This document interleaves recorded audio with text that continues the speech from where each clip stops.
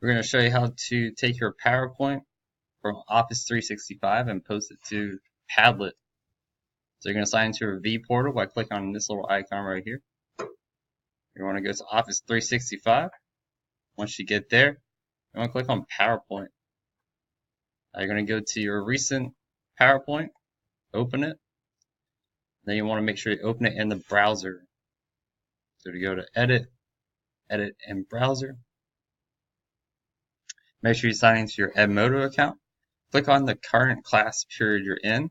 Scroll down a little bit till you get to this post right here. And it says, please post your link to your PowerPoint here. So you click on that link. And it's going to take you to something called Padlet.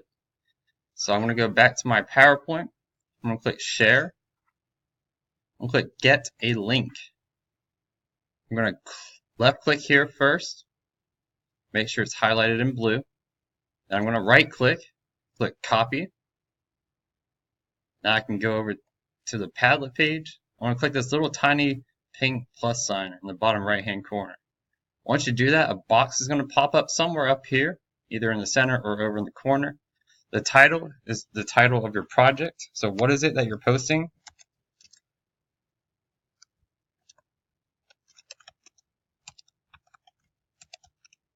And then you want to put who is it by, who's the author.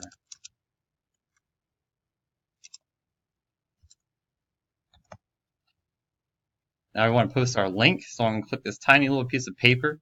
It says add an attachment. And you got two options. You can upload a file or you can upload a website address.